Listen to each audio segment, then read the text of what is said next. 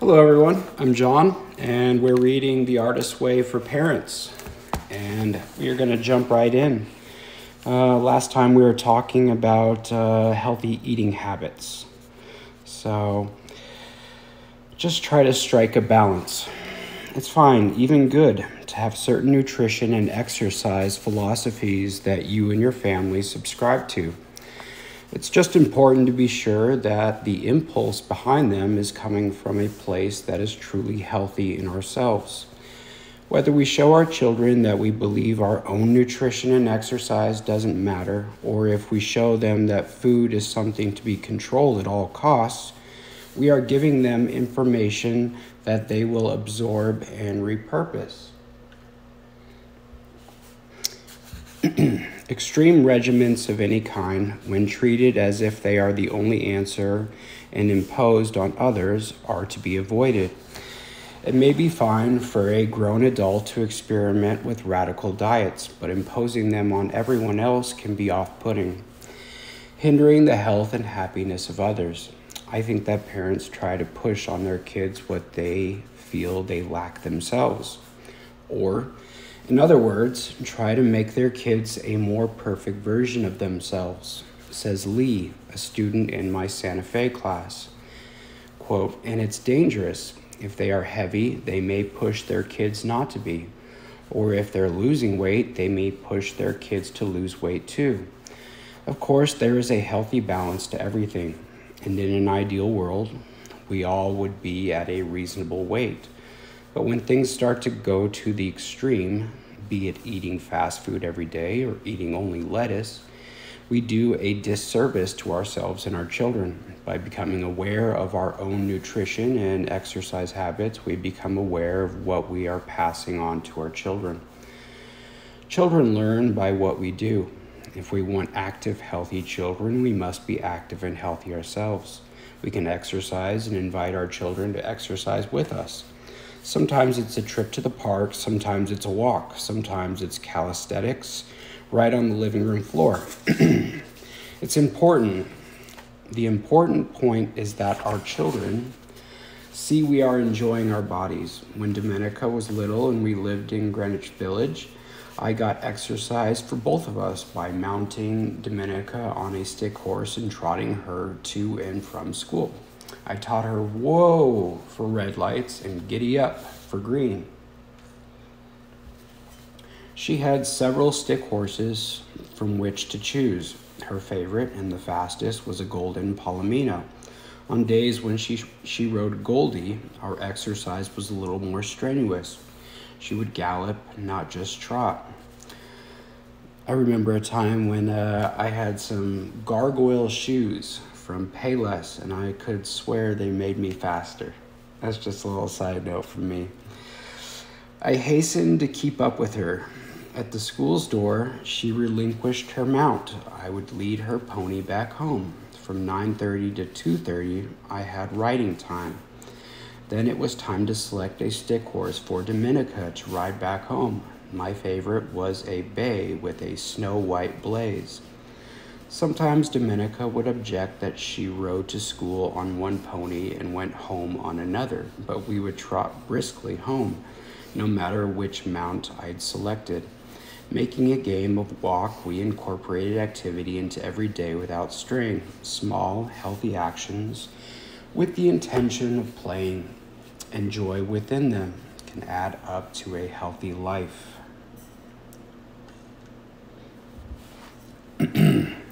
An exercise. Baby steps. What steps can you take to improve your own health and nutrition? Allow yourself to take pen in hand and muse on the page for a few minutes. Although this can feel overwhelming for many of us, remember that small steps forward on our part make a large impact on your quality of life and your children. The dreaminess of sleep. Today in my morning pages, I found myself writing, I didn't sleep well last night. I am tired and wired. And tired and wired is exactly what we all become when we are overtaxed and under-rested. Sleep deprivation prevents our children from having the focus to play and create productively. And we are not the most supportive parents when we are crabby and exhausted. For ourselves and our kids, we must do our best to value sleep and the restful rituals we can build to enhance it. There are volumes of research on the benefits of sleep for children. They're healthier, more even-tempered, better students. Our home lives confirm this. We know what happens when we don't get enough sleep or when our children don't. Tempers rise and patience lags, focus suffers, and we make more mistakes. Our children resist the things they usually love, and when we suggest that they're just tired, anger flares. "No, I'm not," they respond defiantly. Looking at this, we see how we too may suffer from the same denial. We decide we can't get any more sleep than we have, and that we're just fine. We then proceed to force ourselves through our day with the hope that it won't matter, but it does matter. Taking moments to rest when we can, taking naps when our children do, if we can, and modeling good sleep and rest habits allow us to communicate this value to our children. If our children don't want to lie down for their naps, we tell them they have to lie down anyway. Soon they are sound asleep, and it's hard to believe that just moments before they had resisted the idea to so completely. Pushing through our own fatigue, we can learn from our children. We too are resisting our naps. We believe there are other things more important for us to do. But resting ourselves makes us more available, more patient, more alert. Often parents are so exhausted that they can't imagine ever catching up. Sleep deprivation builds over time, and it also takes time to correct. "I'm asleep in a second," says Nancy, a new mom. "I close my eyes and I'm gone. I can't imagine not being tired." For Nancy, there is a level at which the reality of her current situation, 2 to 3 middle-of-the-night feedings, will keep her from getting enough sleep. But it is worth it for her to take whatever moment she can and allow herself to rest. She won't be able to catch up in one fell swoop. But valuing sleep is a high priority for herself, even amid the many other things she needs to do. Will help her be more efficient in all areas of her life and parenting. For our children, we can encourage restfulness by taking as many steps as we can to make their bedrooms serene. Having them clean up their rooms, however much they may resist it, does create a calmer environment, more conducive to sleep. Controlling the amount of light and noise as they are falling asleep is comforting as they drift off. Many times the hardest part is pulling them away from whatever they are doing to begin the evening bath and bed routine. But if there can be some fun woven in, toys in the bath, a book before bed, this ritual, too, can be enjoyable and everyone will be healthier for it.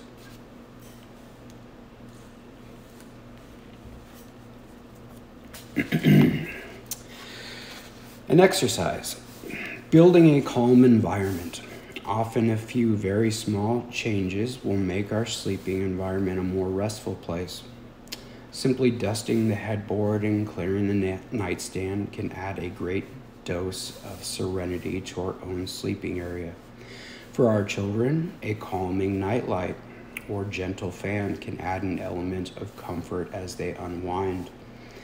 Find one small change you can make in your own sleeping area and one small change you can make in your child's. Do you notice a difference as you begin bedtime routines? Ritual.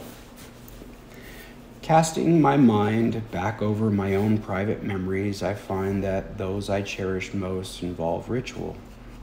There was a nightly reading of bedtime stories, sometimes a new book from the library, sometimes a cherished favorite we had read many times before.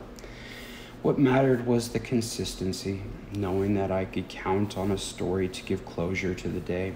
Children thrive on consistency. This means, in other words, that they thrive on ritual. Many rituals can be built into your child's day.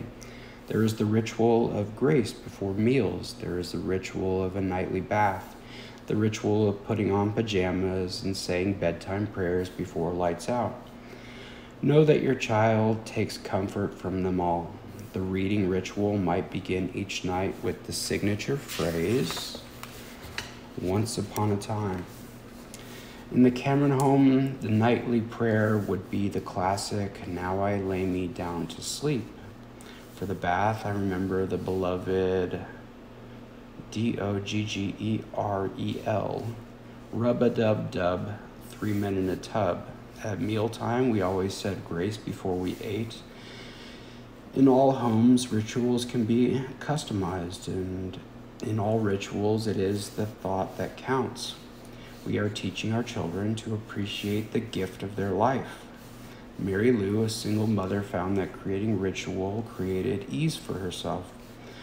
Her young daughter became used to the rhythm of evening activities, and they both were calmer for it. Homework, dinner, reading, bath, bedtime. Mary Lou added proactive steps to their rituals as well. As soon as homework was done, it was put carefully into her daughter's backpack, which waited in its place by the door. After dinner, Mary Lou spent a few minutes cleaning the kitchen and set the table for breakfast. At bath time, clothes were sorted into laundry baskets, dark, light colors, and the outfit for tomorrow was laid out on a chair. A quick check-in with the highlight of the day and the stressful long day was laid to rest at bedtime with a simple prayer that Mary Lou conducted herself.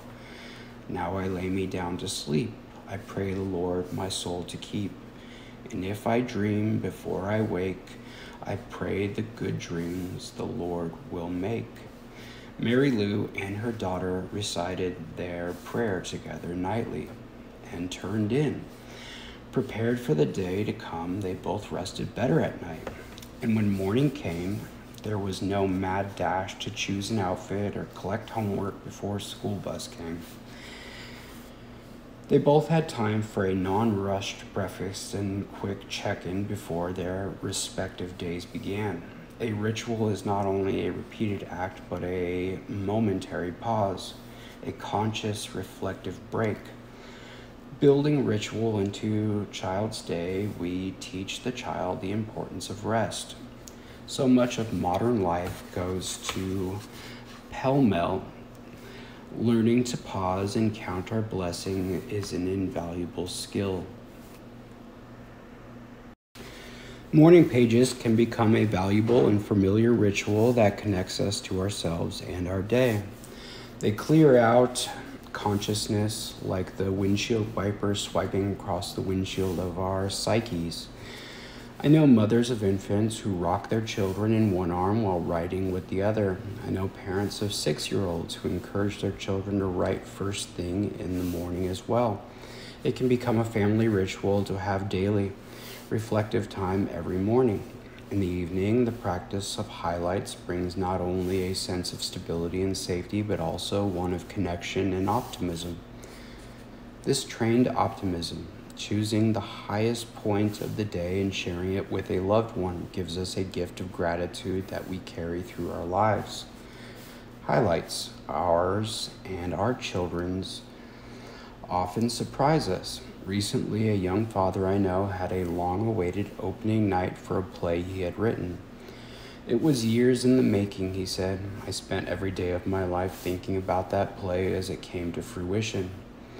And the day it opened, it wasn't the good reviews or the fancy guests that made my highlight list.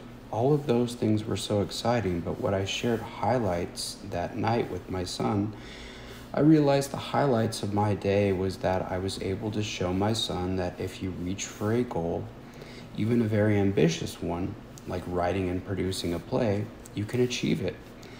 I was setting a good example for my son that day. It is not uncommon for highlights to surprise us, as in all ritual. It is not the size of the action that matters. It's the thoughtfulness and regularity that makes an impact.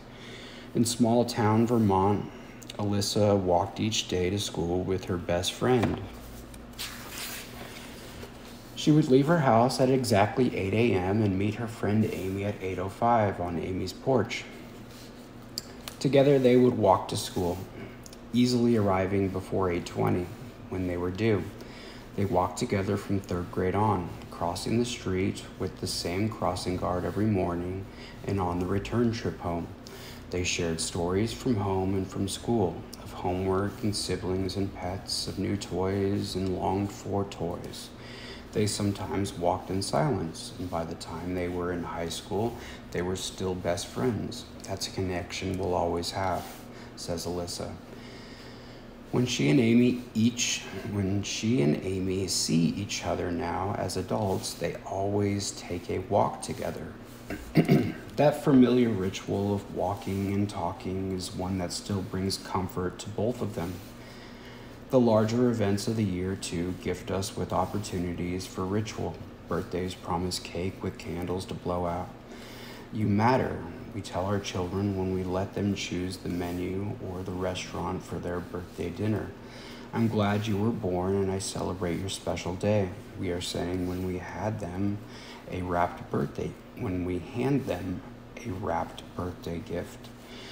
Whether it's an actual holiday celebration or a weekly Sunday morning pancake breakfast, we gift our children with safety when we practice ritual.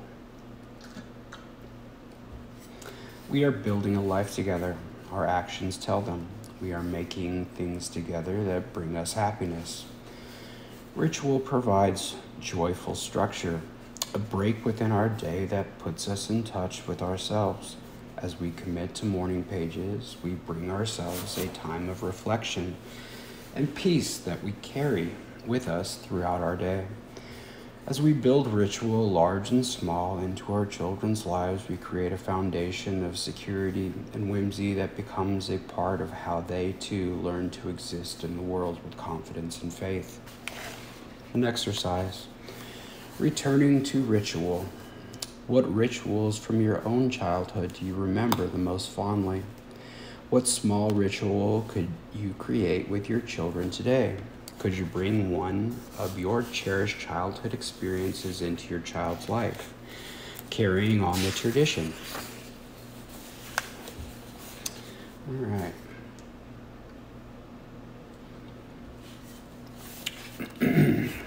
Chapter 9. Cultivating discovery. We teach our children to be brave through our own bravery, honest by our own honesty. As we are willing to be beginners, we model for our children the grace of starting something new. Setting aside perfectionism, we embrace process over product. Valuing ourselves and our endeavors, we learn a healthy immunity to criticism. Our children do the same. As our children enter school and participate in new and different activities, we work to encourage and maintain their optimism and willingness to try new things. We take every action we can to ensure our children's safety, creative and otherwise. And with our knowledge of the potential pitfalls comes responsibility. But our understanding grants us power, and we consciously protect and guide our children as they discover their own creative identities. Perfect enough. Children learn by what we do. If we allow ourselves to create freely without the need for perfection, our children learn to do likewise. When Dominica was little, I often entertained her by drawing horses and dogs. My horses looked real enough, but my dogs had an alarming tendency to look like cats. Draw Calla Lily, Dominica would demand, naming our white standard poodle. That is Calla Lily, I would defend myself. The ears are wrong, Dominica would say. They're okay, I would defend myself. Try again, Dominica would command, and so I would try again, rendering a dog that was slightly more dog-like. Now you try it, I would urge her. And try she did, drawing a dog that looked more dog-like than mine, but still imperfect. Bravo, I would applaud her. That's excellent, I would say. That's not right, Dominica would protest. It's really very good, I would say. Dominica's horses, like mine, were more horse-like. "Oh, that's very good," I would praise her. As Dominica grew older, her drawings grew more and more accurate, but her standards also rose. "Draw me Silver Lily," I would say, naming her childhood pony, and a creditable silver lily would emerge. Still, the rendering was not quite perfect, and she was frustrated by that. "It's still very good," I would tell her. "It's good enough." Working in clay, Dominica managed to create horse-like figures. They weren't perfect, but they were, I told her, perfect enough. When Dominica was in 5th grade, she received a daunting assignment: write a story and illustrate it. Her story predictably involved horses, and her illustrations were decent renderings of the horses she described. I still have Dominica's book. It wasn't perfect, just perfect enough. As parents, we have a responsibility to model imperfection, especially if we are adept in areas that interests our child. An actor friend of mine shows her budding actress daughter films. Here, I'm going to start that paragraph over. As parents, we have a responsibility to model imperfection, especially if we are adept in an area that interests our child. An actor friend of mine shows her budding actress daughter films of her earliest monologue rehearsals and of herself in her school play. Quote, "See, everyone starts as a beginner," she tells her daughter. "The path to mastery is a long one. No matter the natural talent, it falls to us to show this to our children and to let them see the ups and downs of our own journey, our own imperfect process."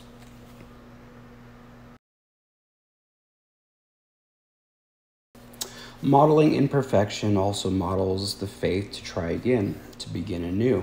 In every creative life, there are setbacks, and the successful people are not the ones who never fail, but the ones who get up and try again after their failures. The faster we can get up, the better. Wallowing in our mistakes only reinforces the behavior of wallowing in our mistakes. Correcting our mistakes, on the other hand, being willing to move forward and willing to make more mistakes, embraces that making and learning from. Our mistakes is an inevitable part of moving ahead. Our children are exposed to extreme accomplishment on a daily basis, whether it's watching child prodigies or young athletes on TV or YouTube. Because the extraordinary is so easily accessible, children are inundated with images of finished products without any discussion or documentation of the years of blood, sweat, and tears that went into producing their now flawless performances. Amateurism, which translates to "for love," is a wonderful goal as we urge our children not to be perfect, but to explore creative outlets for pleasure and for pleasure alone, without the pressure of someone else's perfect performance as the only worthy goal.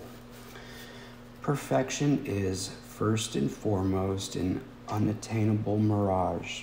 It will always hover out of reach. Perfectionism is a blocking device. It is a refusal to move ahead. It is a debilitating loop that causes us to lose sight of the larger picture as we become obsessed with the details. Instead of creating freely, experimenting, and allowing misguided choices to reveal themselves later, we drive ourselves crazy trying to get every detail right before we put our pen to the paper or the horn to our lips.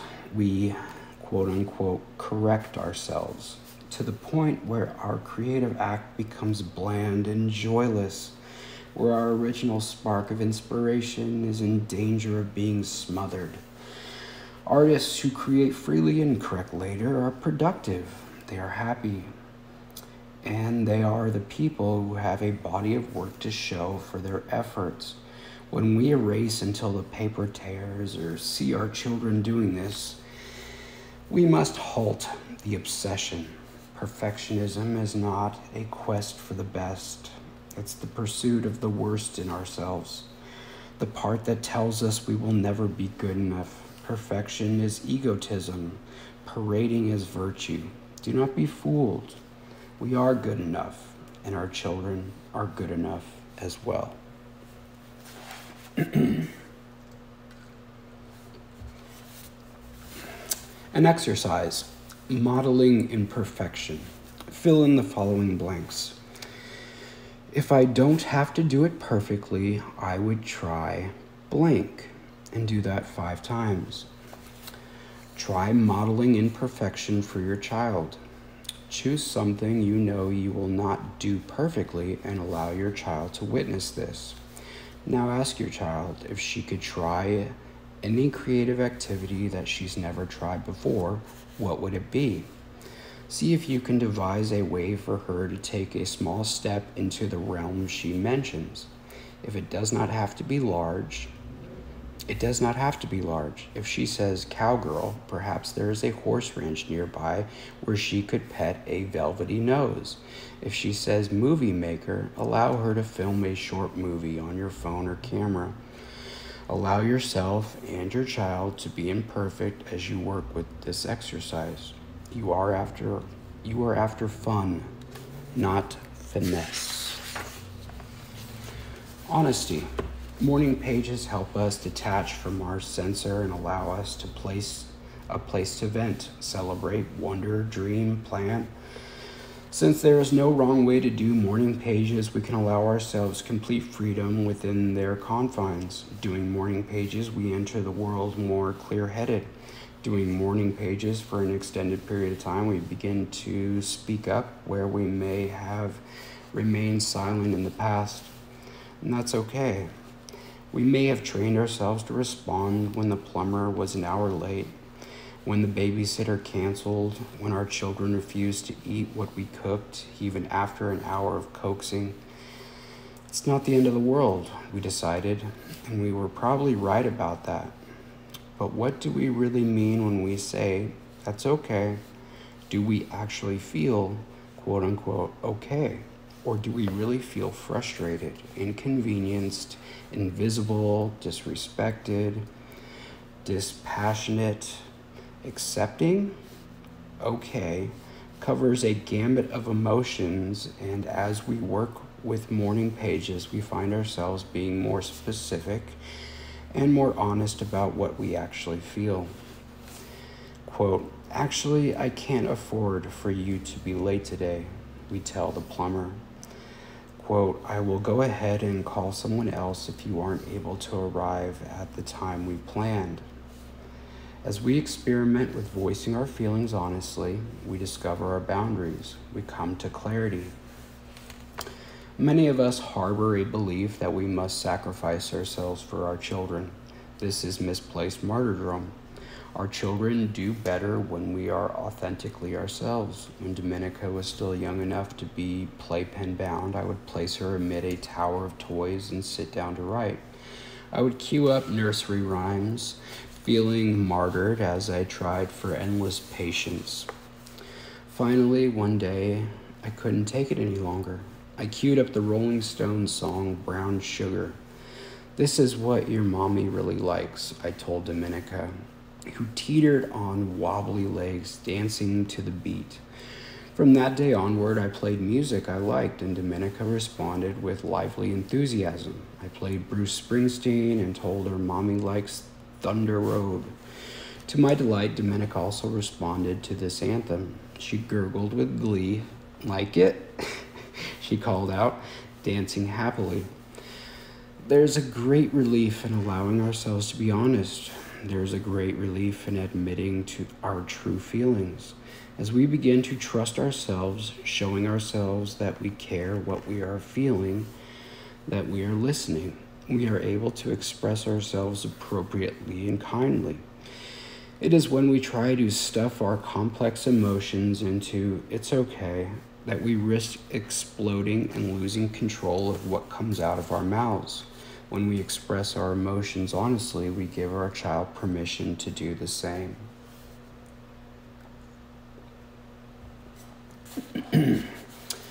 As our children grow, they also start to identify the voice of their own boundaries and opinions. As they do, we must turn a tuned ear towards what they are saying. Yes, it may be quite inconvenient when they announce that they are not going to eat broccoli, or when they tear up the book we have just bought. But rebelliousness is a sign of growing independence. And just as we do not want to live a life where we stuff our feelings, our children also desire to express their newly developing attitudes and opinions. Recognizing this, we learn to practice compassion. Observing our children and giving them room to express themselves, we see the snowflake pattern of their souls beginning to reveal itself. This is not to say that the growth process should just be a free-for-all, where we relinquish control altogether. Rather, by setting clear boundaries and structures within which our children can be free to express themselves, we give them true safety, the encouragement to make their own discoveries, and the room in which to do it. An exercise: honest feelings. Fill in the blanks quickly. If I let myself admit it, I feel how? If I let myself admit it, I feel blank. Do that 5 times. Education. Creativity is more than giving your kids paints and paper, says Russell Granite, a leading expert in arts education. It's a way to see the world, a way to look at things.